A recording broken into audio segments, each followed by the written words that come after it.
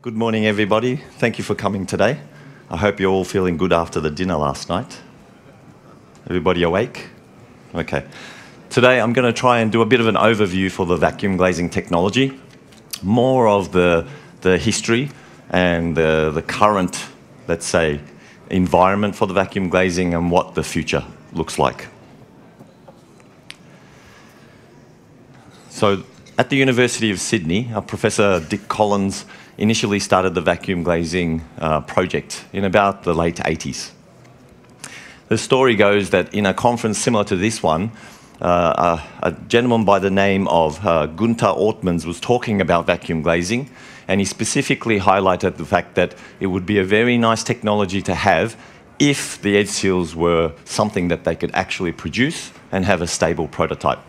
Dick Collins, at that stage, having a background from the electronics industry, knew of technologies coming from vacuum valves that he immediately saw as being applicable to a flat panel insulating glass-based units, so a vacuum glazing.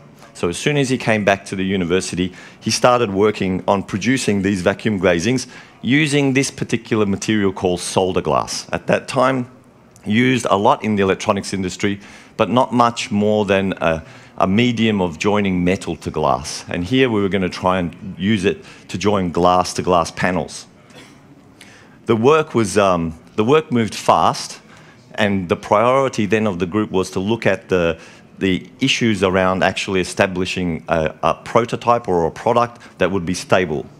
Aspects like how long it would take to pump the system, would it survive atmospheric pressure, issues of internal vacuum stability, even things like how to measure the U value or the stresses in the glass, things that have never been done before with no equipment that could be bought off the shelf.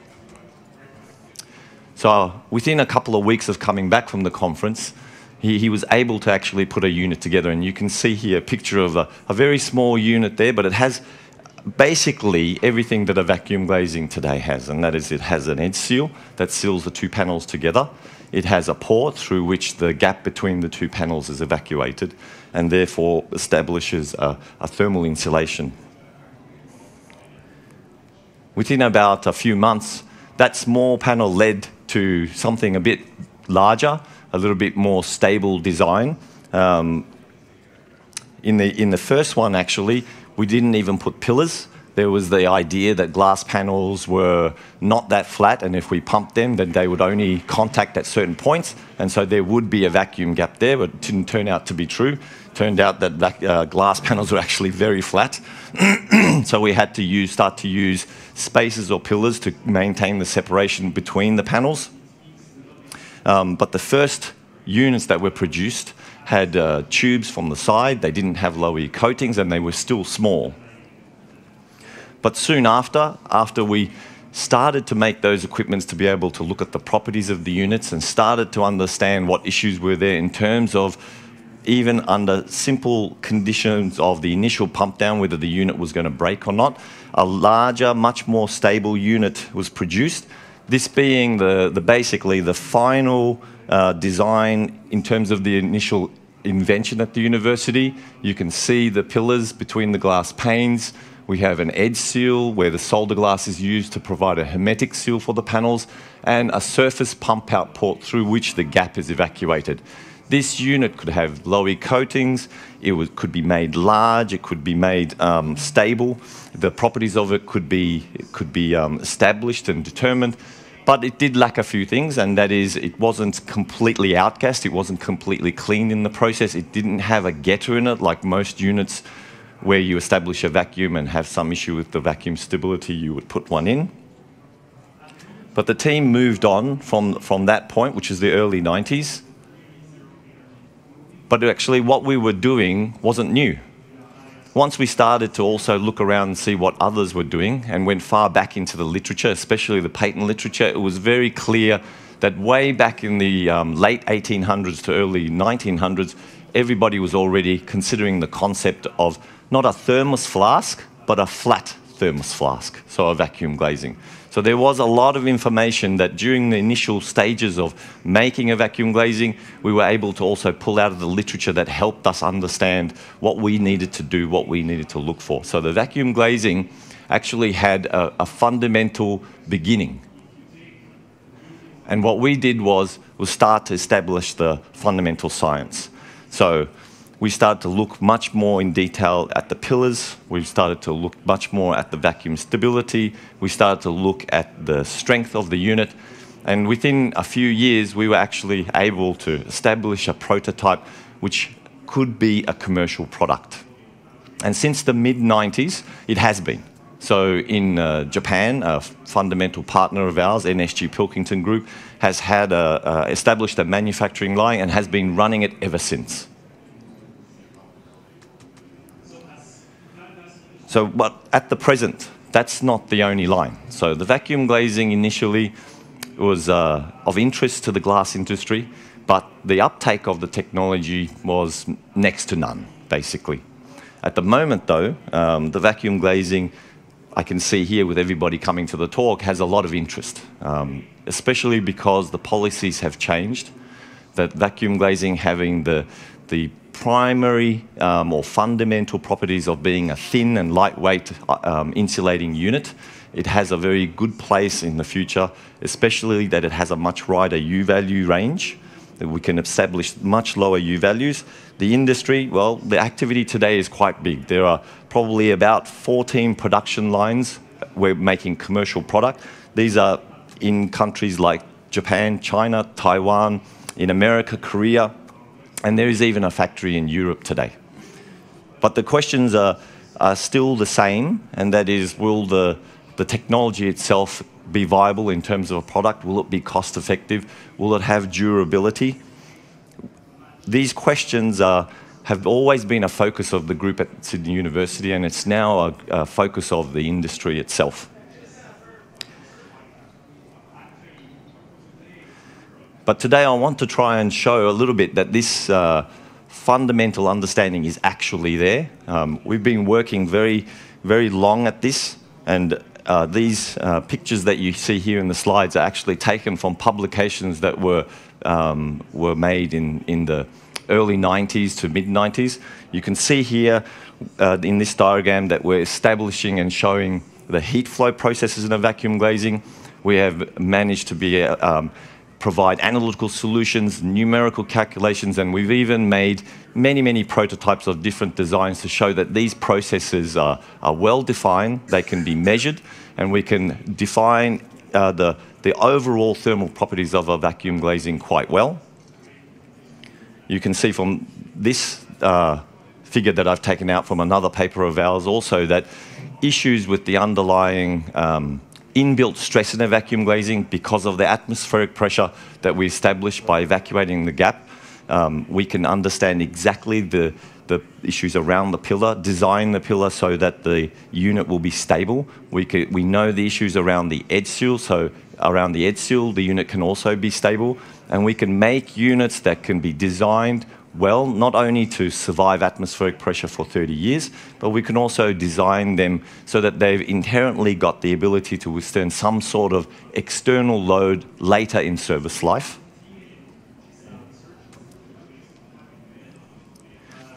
So, but one of the greatest problems in terms of durability for the vacuum glazing has been understanding the outgassing phenomenon. So that is having a U value for the unit that is stable over 30 years. And that's really defined by the stability of the vacuum. A lot of work has gone on, and actually even today the work continues to try and look at the processes in terms of loss of vacuum, not because there's leaks. We're pretty confident that there are more than one techniques, not just solder glass, but other techniques like metal solders to establish a hermetic seal. But that glass inherently, of course, provides some outgassing when we pump the gap between the two panes. So you can see here on the left, on the top and on the bottom, these two figures, left to right, showing bad samples and good samples. First, from a photo desorption process up here,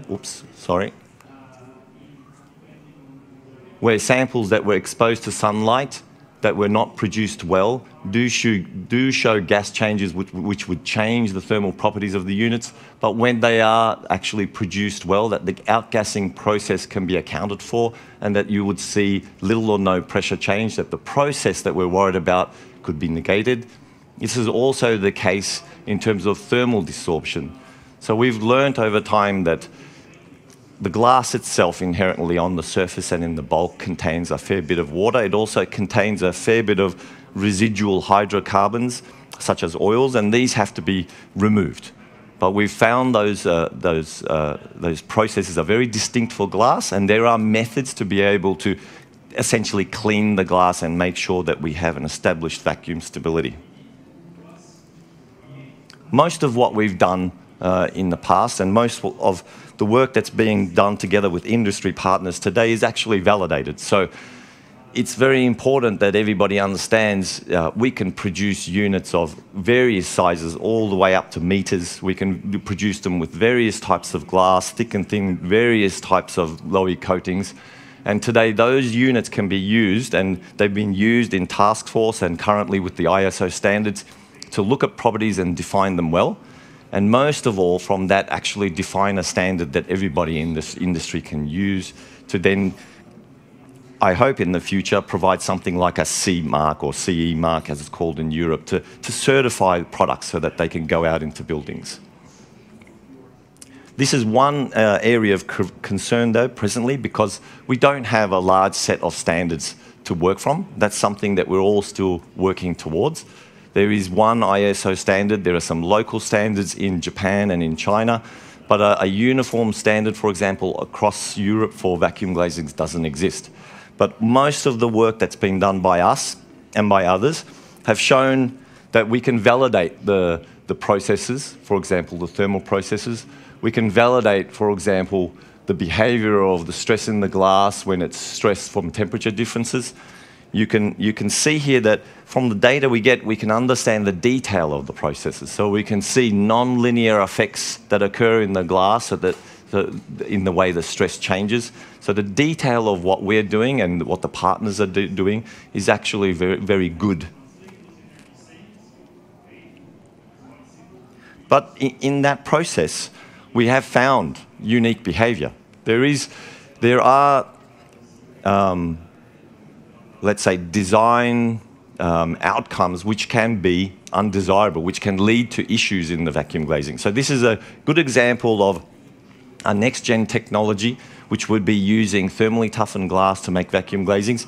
This particular unit has been produced and tested, so we can see the worst-case scenario. So for a vacuum glazing with 4mm glass sheets that were thermally toughened and then impacted in a ball drop test, we can see that even though the glass in the process didn't lose any temper, the fragmentation of the glass is just not there. We can see little responses of fragmentation, but generally extremely long and sharp shards, a unit that wouldn't pass any type of test for safety. So in this case, the unit is the worst case design, and we've learned to stay away so that we can keep the fragmentation in a unit if we want.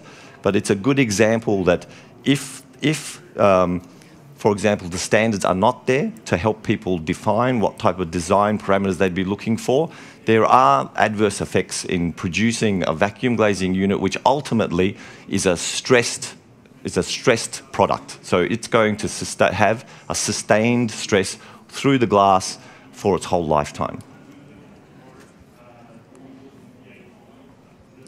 But we've managed to be able to show that the lifetime of a vacuum glazing can be defined, so that we can say that a product unit can last for plus 30 years. At the end of the day, if I'm not oversimplifying it, the vacuum glazing is still made of glass. Glass strength is well defined.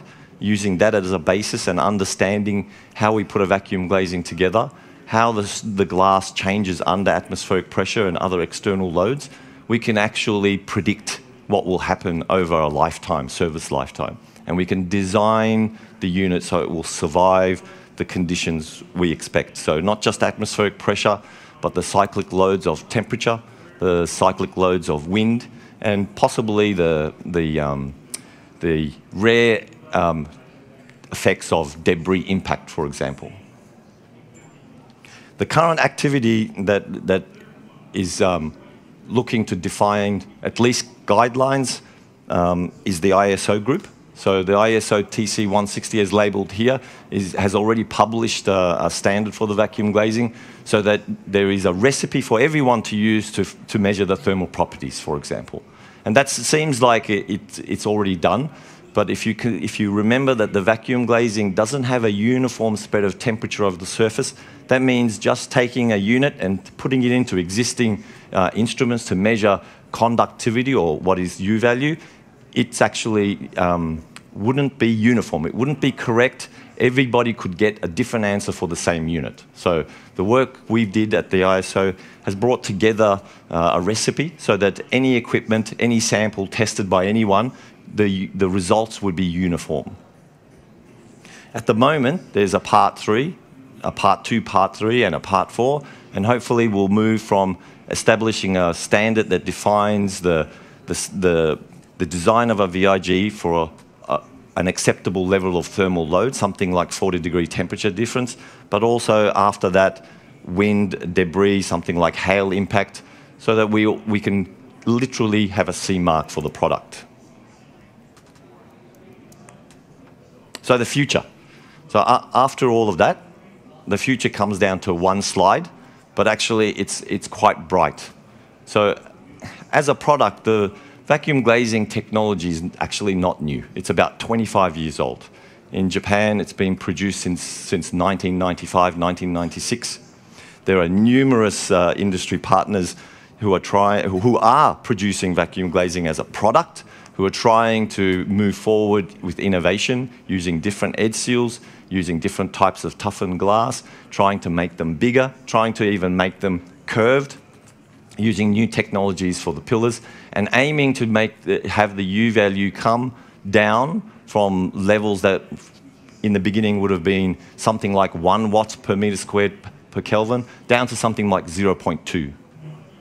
So we see the interest rising every year. We see the policies that would push this technology forward. We see activities in the ISO and other groups like ANSI and NFRS showing interest to also put together activities and groups for standardization in North America and in Europe.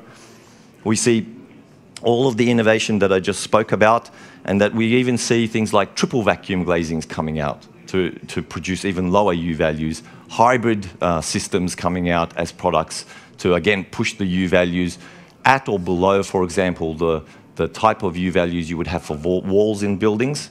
And the current work we do at the university is to try and aid all that. And we try to see if we can actually focus not on the science, which in a way, again, not to simplify it, is a sort of a done area for us, but to now concentrate on how we can design the vacuum glazing and the production process to increase the throughput and therefore lower the cost, and aim for a target of vacuum glazings that have U values better than triple gas argons, but can be produced at prices along the lines of a double argon unit. And hopefully that will allow the market to not only see that vacuum glazings are appropriate for high-end new buildings, but still have a place in the retrofit market. So that single units provide U values of 1 at simple designs, but that we can go towards U values down towards 0.2 as well. It's a little bit quick today, but thank you for coming, and I hope at least some of it, if not all of it, made sense.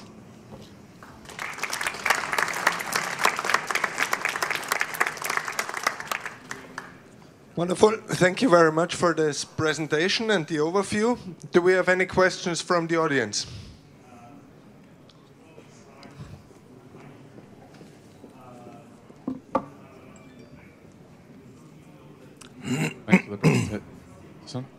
Thanks for the presentation. I apologize if you touched on this at the beginning, but is the structural performance affected at all when you have vacuum glazing? Talking about higher wind loads and the transfer of load between lights, or high climate loads? So I'll be honest, the answer is yes and no. So the answer is yes if the design hasn't been implemented correctly, and no if it has. So I guess the point is I can't give an answer by specifying a product that's already in a building somewhere that meets sort of the roundabout question you're asking. But the vacuum glazing, in terms of the response of it to wind loads, the response of it to any other external loads, is quite well known by us and a lot of the other players in the industry.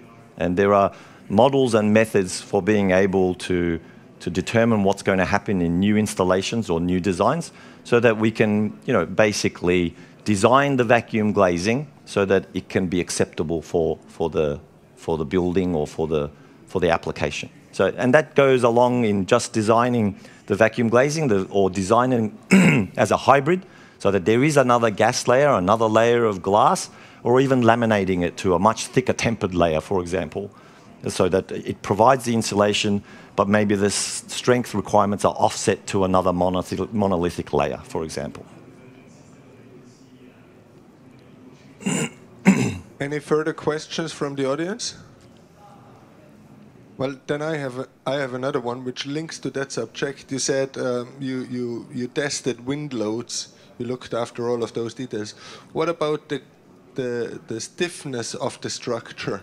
Can we use the same standards that we have right now? That, I don't know, L/300 we have as a stiffness of the structure, or is the edge seal more sensitive?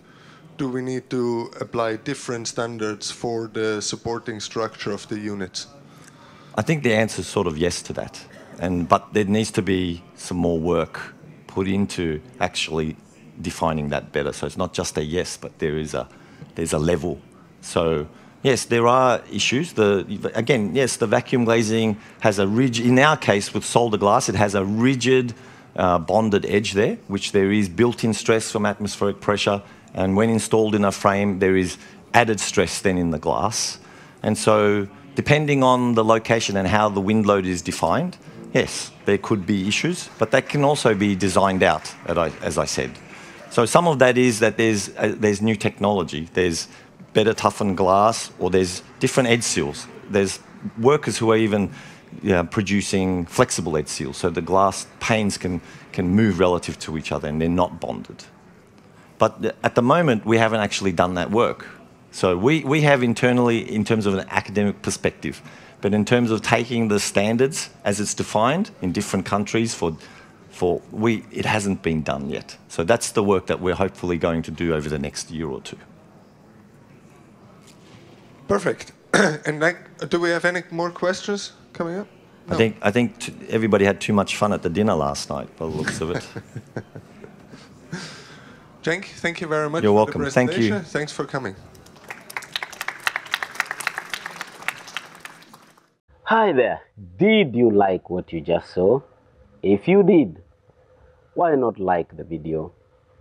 Drop us a comment below, as well as share the video with others, since GPD is all about sharing. And to receive more videos in future, subscribe and don't forget to click the bell icon for notifications. Ciao.